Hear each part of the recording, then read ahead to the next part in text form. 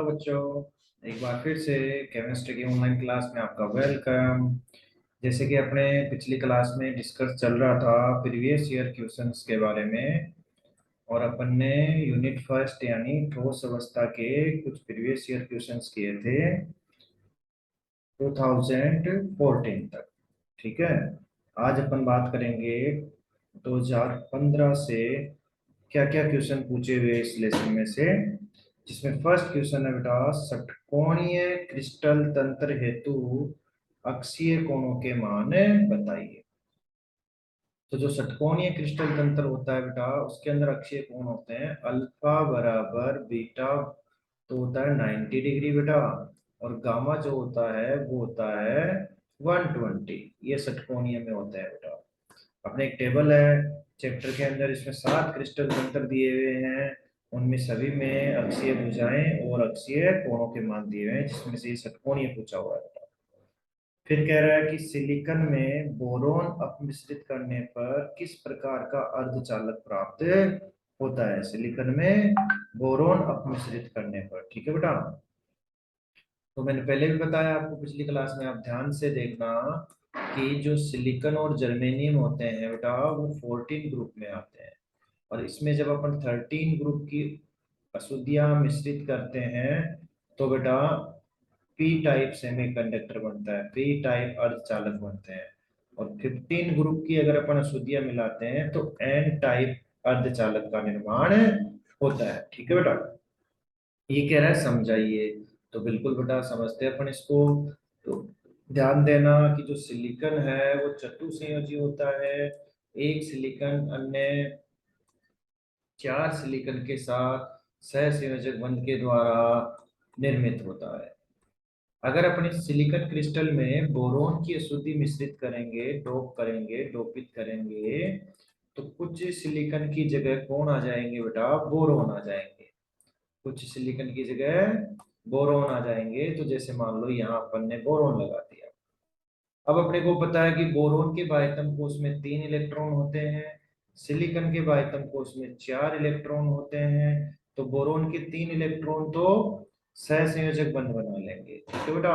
और चौथे इलेक्ट्रॉन की जगह एक धनात्मक छिद्र आ जाएगा। चौथे इलेक्ट्रॉन की जगह एक धनात्मक छिद्र आ जाएगा, जिसको भरने के लिए पास के परमाणु से इलेक्ट्रॉन आएगा, ठीक है। लेकिन फिर वहां एक और नया धनात्मक छिद्र उत्पन्न हो जाएगा। ऐसे ये जो धनात्मक छिद्र है, जिसको अपन इंग्लिश में बोलते हैं बेटा पॉजिटिव होल। क्या बोलेंगे, पॉजिटिव होल, जिसके कारण इसमें विद्युत धारा प्रवाहित होती है। इसलिए इससे जो बनने वाले अर्धचालक होते हैं वो पी प्रकार के अर्धचालक होते हैं, ठीक है बेटा। इस प्रकार से इसको एक्सप्लेन करना है अपने को, क्लियर है। तो ये तो थे बात 2015 की बेटा, ठीक है। अब अपन बात करते हैं नेक्स्ट 2015 सप्लीमेंट्री के जो पेपर था, उसमें क्या क्या क्वेश्चंस आए हुए हैं बेटा, ठीक है। तो चलो बात करते हैं अपन यहाँ पर 2015 के सप्लीमेंट्री क्वेश्चंस की। ओके, तो ध्यान से देखना आप। सबसे पहला क्वेश्चन है बेटा, कांच व प्लास्टिक किस प्रकार के ठोस के उदाहरण है। क्लियर। तो कांच और प्लास्टिक सीधे सीधे अपने को ध्यान रखने हैं, ये अक्रिस्टलीय ठोसों के उदाहरण होते हैं बेटा। किसके होते हैं, अक्रिस्टलीय ठोसों के उदाहरण होते हैं, ठीक है। फिर आता है लिथियम क्रिस्टल का रंग गुलाबी होता है, क्यों। ठीक। और इसी प्रकार का एक क्वेश्चन और मिलेगा देखो अपने को, कि किसी क्रिस्टलीय दोष के कारण NaCl क्रिस्टल पीला दिखाई देता है, समझाइए। तो इन दोनों क्वेश्चनों को आपको एक साथ समझना है, क्योंकि दोनों का आंसर एक ही होता है बेटा, ठीक है। तो यहां से बात करें तो दोष इसमें आता है धातु आधिक्य दोष। कौन सा आता है बेटा, धातु आधिक्य दोष। और धातु आधिक्य दोष के कारण इसमें बेटा ऋणायनिक रिक्तिकाओं का निर्माण होता है। ऋणायनिक रिक्तिकाएं, ऋणायन रिक्तिकाएं का निर्माण होगा। तो किस प्रकार से इसको समझाओगे, तो देखना। जैसे अपन NaCl की बात करें, तो NaCl क्रिस्टल में 2 प्रकार के आयन होते हैं। कितने प्रकार के होते हैं, 2 प्रकार के आयन होते हैं बेटा, ठीक है। और वो 2 प्रकार के आयनों की अगर अपन बात करें तो उसमें होते हैं बेटा Na+ और Cl- ठीक है, Na+, Cl-, Na+, Cl-, तो इस प्रकार से अपन इस क्रिस्टल जालक को बना लेंगे। ठीक है, उसके बाद समझना कि ये किस प्रकार से पीला दिखाई देता है, मतलब रंगीन हो जाता है। तो जब इसमें अपन सोडियम धातु की वाष्प के साथ इसको गर्म करते हैं या इसमें प्रवाहित करते हैं, तो कुछ सोडियम के परमाणु क्रिस्टल जालक के साथ चिपक जाते हैं इस प्रकार से। ठीक है बेटा, तो यहां से जो Cl है वो अपना इलेक्ट्रॉन त्याग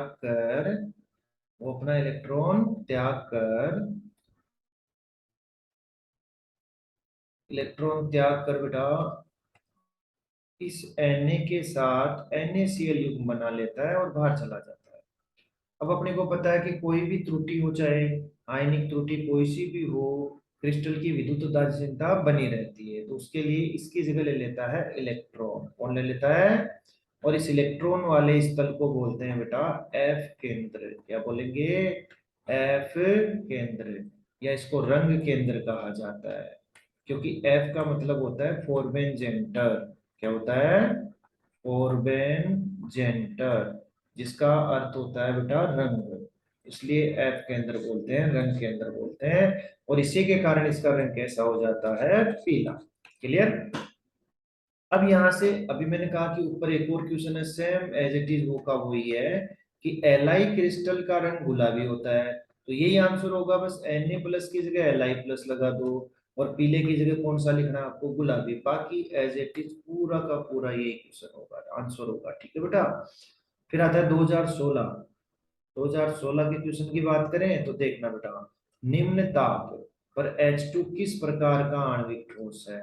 तो निम्न ताप पर H2 होता है बेटा अध्रुवीय आणविक ठोस, जो कि आपके चैप्टर में दिए हुए हैं उदाहरण।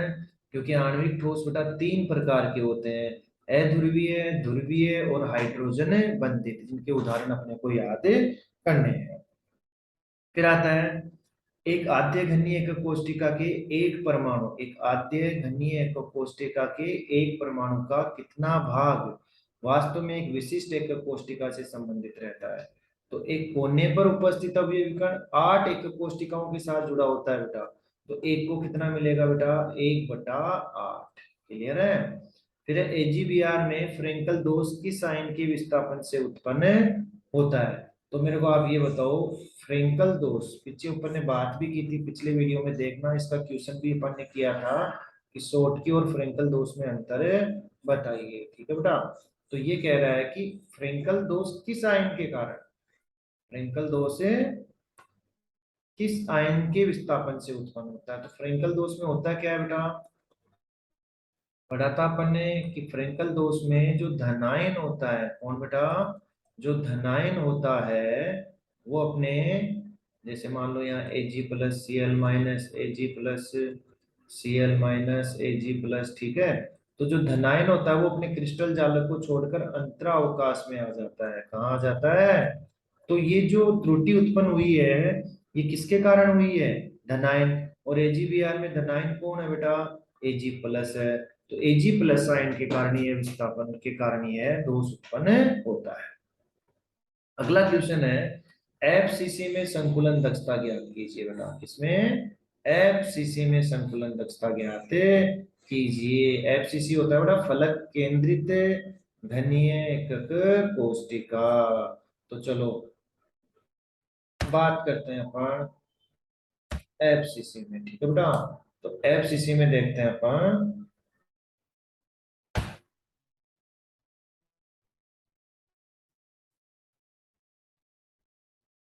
FCC की बात करें तो देखना बेटा,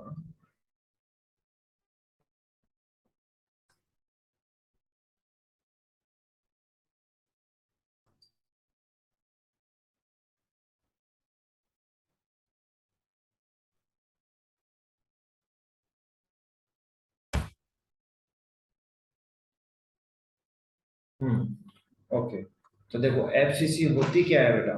FCC होती क्या है, पहले इसकी अपन बात करते हैं। ठीक है,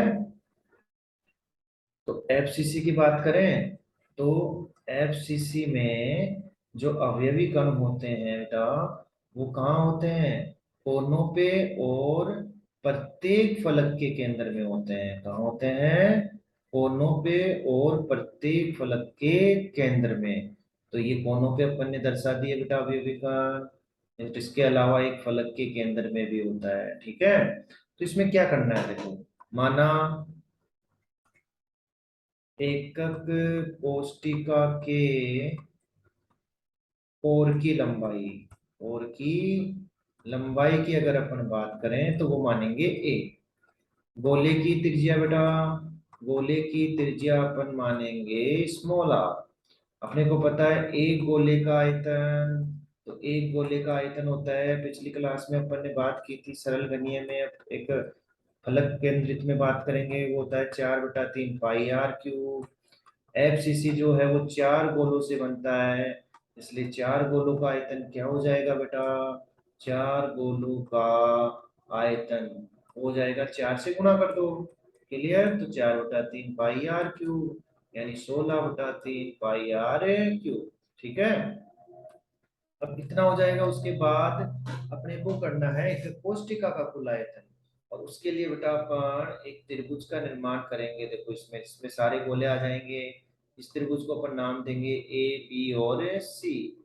तो त्रिभुज ए बी सी में ए सी स्क्वायर बराबर बेटा A B square plus B C square होता है। ठीक है, तो ए सी स्क्वायर बराबर ए बी भुजा है, तो ए स्क्वायर प्लस ए स्क्वायर। ठीक है, तो ए सी बराबर हो जाएगा √2a। ठीक है बेटा, अगर अपने को एसी का मान पता लग जाए तो चित्र में देखो बेटा, ए से लेकर सी तक जो व्यवस्था है वो 3 गोलों की व्यवस्था है इस प्रकार से। तो ए से लेकर सी तक यहाँ पर अपन बात करें, ए से सी तक, तो आर आर आर और आर, तो ए सी बराबर होता है बेटा 4r। इस 4r का मान अपन यहाँ एसी की जगह रख दें, तो बताओ 4r बराबर क्या आ जाएगा? √2a।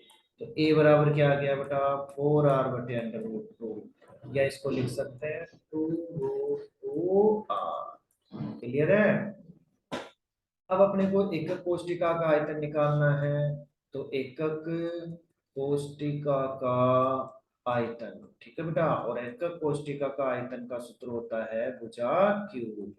तो भुजा कितनी है? 2√2r का क्यूब। ठीक है बेटा, तो ये आएगा 16√2r क्यूब। जब इसको हल करोगे आप, तो संकुलन क्षमता या संकुलन दक्षता का क्या सूत्र लिख सकते हैं अपन बेटा?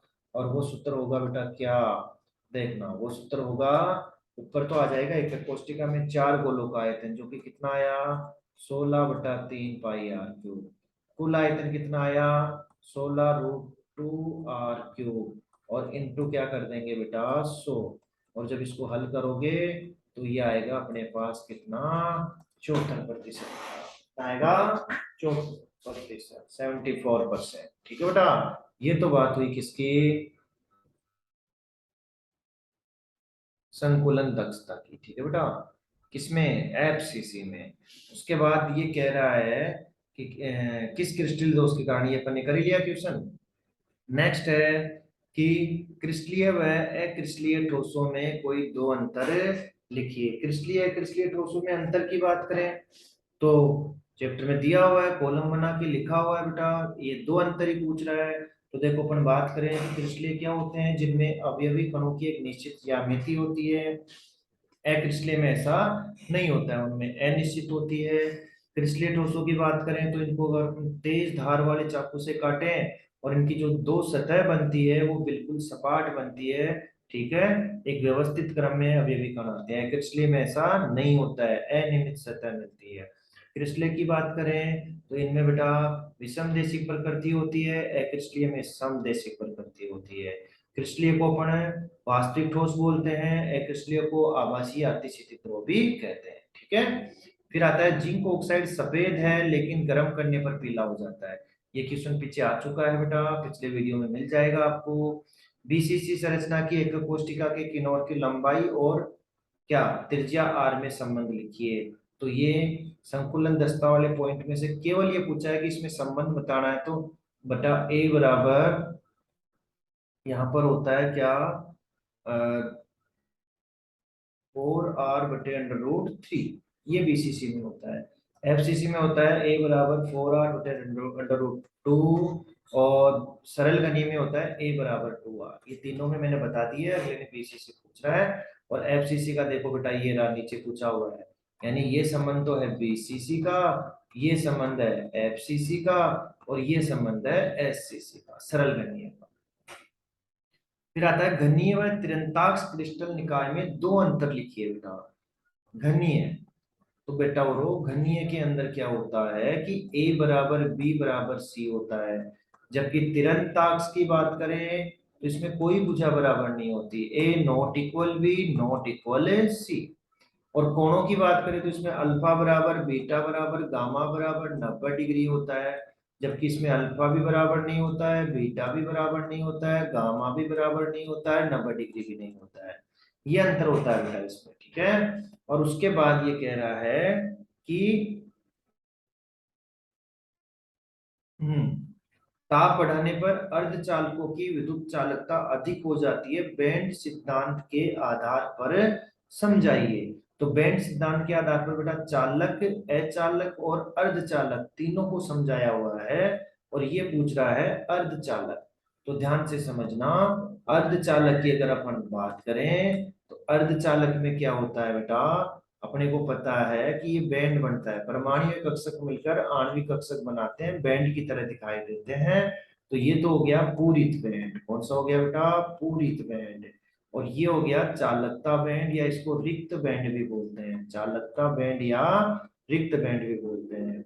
और इनके बीच में जो ये अंतर होता है, ऊर्जा अंतराल, क्या होता है ये, ऊर्जा अंतराल, ठीक है बेटा, जिसको निषिद्ध क्षेत्र भी कहा जाता है। क्या बोलते हैं इसको, निषिद्ध क्षेत्र।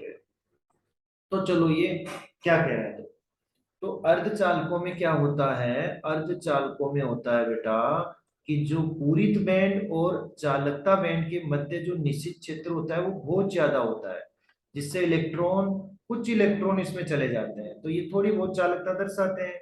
लेकिन जब ताप बढ़ाएंगे तो इलेक्ट्रॉन बेटा अधिक संख्या में इसमें चले जाएंगे, और अधिक संख्या में चले जाएंगे तो चालकता अपने आप ही क्या हो गई, बढ़ गई, ठीक है। इसीलिए कहते हैं कि अर्धचालकों की चालकता ताप बढ़ाने पर क्या होती है, बढ़ती है, ठीक है बेटा। ये तो बात हुई अपनी 2017 तक के क्वेश्चनों की, ठीक है। नेक्स्ट वीडियो में अपन बात करेंगे इस चैप्टर के जो नेक्स्ट क्वेश्चन है 2018 से 22 तक के, और ये चैप्टर अपन उसमें कंप्लीट कर देंगे बेटा, ठीक है। तब तक आप इन क्वेश्चनों को सोल्व कीजिए, याद कीजिए। ओके बेटा, थैंक यू।